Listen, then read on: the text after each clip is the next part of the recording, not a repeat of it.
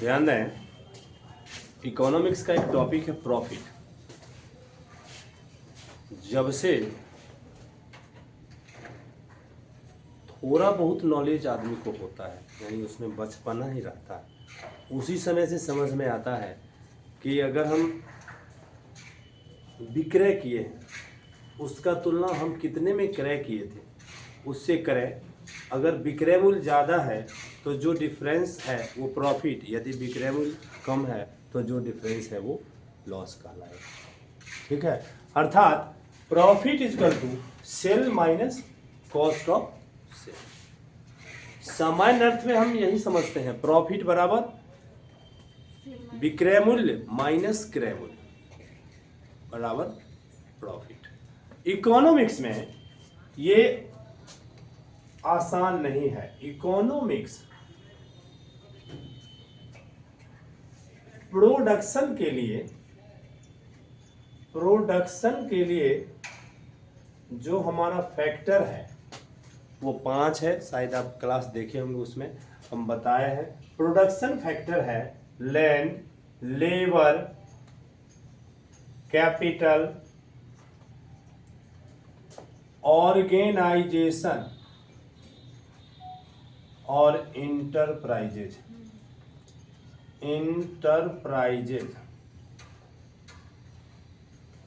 Land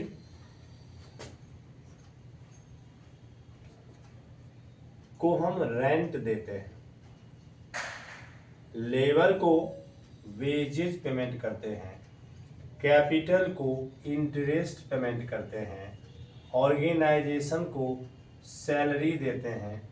ये चारों देने के बाद अब जो बचा वो इंटरप्राइजेज, जो साहसी है, जो ओनर है, वो लेगा। अर्थात ये रेसिड्यूअल बैलेंस जो कहलाएगा प्रॉफिट। अगर बैलेंस नहीं बचेगा तो ये बेचारा कुछ नहीं लेगा।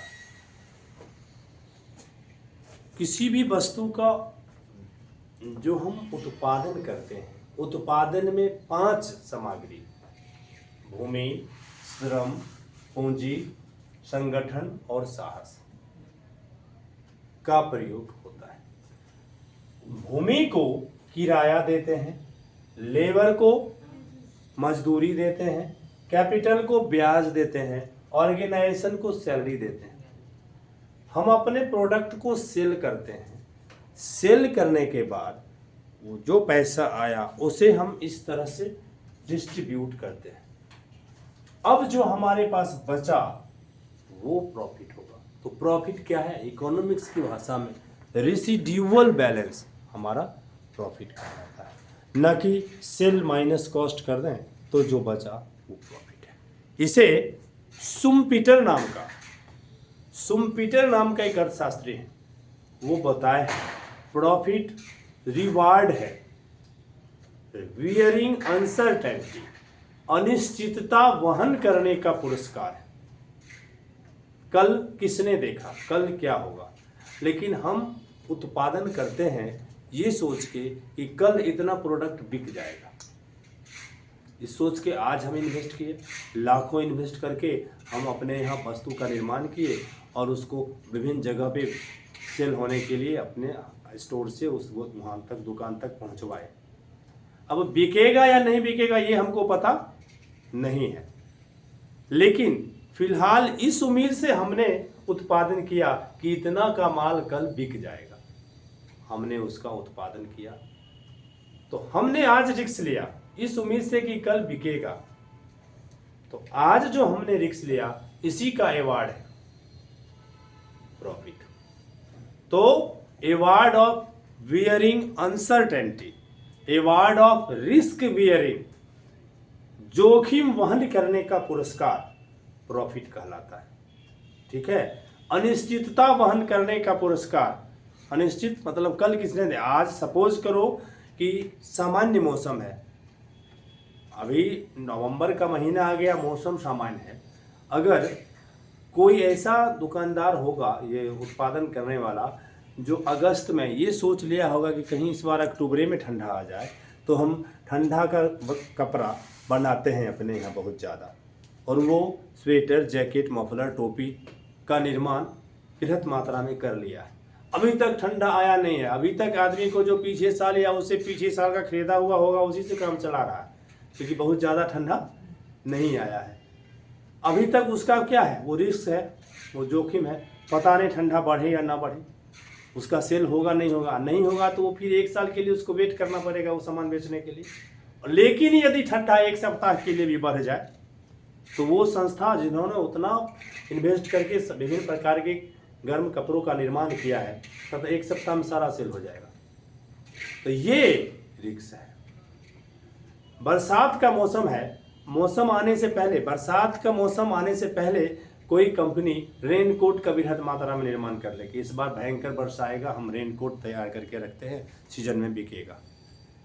और भयंकर वर्षा नहीं आए, रेनकोट का नौबत नहीं आए, तो क्या होगा उसका?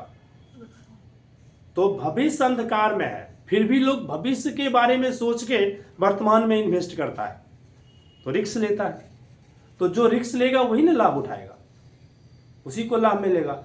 और सामान्य भी कहावत है, नो रिस्क नो गेन। आप रिस्क नहीं लीजिएगा तो आपको लाभ प्राप्ति नहीं होगा। High risk high gain, low risk low gain, है ना। तो प्रॉफिट क्या है? तो आप जितना गेन उठाइए, जितना जोखिम वहन करिए, उतना प्रॉफिट अधिक कमाने का आपके पास उम्मीद है। आप रिस्क नहीं खेलिएगा तो आपको प्रॉफिट कमाने का क्षमता उतना नहीं। अभी सबसे अच्छा एग्जाम्पल है, हमारे प्रधानमंत्री भी बोलते रहते हैं कि थोड़ा बहुत शेयर मार्केट में भी इन्वेस्ट करें, कभी कभी भाषण में बोल देते हैं। तो शेयर मार्केट सबसे बड़ा रिस्क है। अब कोई उसमें लगाया, सपोज करो आज किसी कंपनी के शेयर का 10 रुपया वैल्यू है एक शेयर का, और वो 1000 शेयर ले लिया 10 रुपया के हिसाब से। कल के डेट में अगर वो 10 के बजाय 12 हो जाए तो 2 रुपया प्रति शेयर के हिसाब से उसको 2000 रुपया एक दिन का कमाई हो जाएगा। तो चूंकि उन्होंने आज रिस्क लिया तब ना कल 2000 कमाया, लेकिन ये सोच के नहीं करे कि कहीं 10 के जगह 8 हो जाए तो कल क्या मिलेगा उसको? कुछ नहीं मिलेगा। तो प्रॉफिट क्या है? अनसर्टेनिटी, अनिश्चितता वहन करने का पुरस्कार है। प्रॉफिट क्या है? तो जोखिम वहन करने का पुरस्कार है। प्रॉफिट क्या है? तो एक रेसिड्यूअल बैलेंस है। हमने जो अपने यहाँ उत्पादन किए उसे बाजार में जब बेचते हैं, उससे जो हमें प्राप्त होता है उसे हमने जहाँ उत्पादन किए उस जमीन का किराया, उत्पादन में जो मजदूर लगा उसको मजदूरी, जो संगठन चलाता है उसको वेतन, ठीक है, हमने जो कैपिटल लगाया है उस कैपिटल पर ब्याज देने के बाद जो बचा वो मेरा बचा, वो प्रॉफिट हुआ, ठीक है। इसीलिए अवशिष्ट भाग है, रेसिड्यूअल बैलेंस है प्रॉफिट, न कि profit is equal to sale minus cost. ये मैथमेटिक में पढ़ने के लिए हम कर सकते हैं, प्रॉफिट बराबर sale price minus cost price, लेकिन अर्थशास्त्र में प्रॉफिट के पीछे इतना बड़ा फंडा है। अब इस प्रॉफिट को जो बांटा है वो पहला हम लोग कॉमर्स अकाउंट में भी पढ़ते हैं, ग्रॉस प्रॉफिट, दूसरा नेट प्रॉफिट, तीसरा इम्प्लीसिट प्रॉफिट, और चौथा एक्सप्लिसिट प्रॉफिट। ये हमारा टाइप्स ऑफ प्रॉफिट है। सुनने में तो है एक, लेकिन ये कई प्रकार के हैं। ग्रॉस प्रॉफिट प्रत्यक्ष आय और प्रत्यक्ष व्यय, डायरेक्ट एक्सपेंसेस और डायरेक्ट इनकम के डिफरेंस को ग्रॉस प्रॉफिट कहते हैं। अब ग्रॉस प्रॉफिट में से जब हम इनडायरेक्ट एक्सपेंसेस, ग्रॉस प्रॉफिट में से जब हम इनडायरेक्ट एक्सपेंसेस को घटा लेते हैं तो वो हमारा नेट प्रॉफिट कहलाता है, ठीक है। एक और हाथ आता है, यहां मिसिंग है, ऑपरेटिंग प्रॉफिट,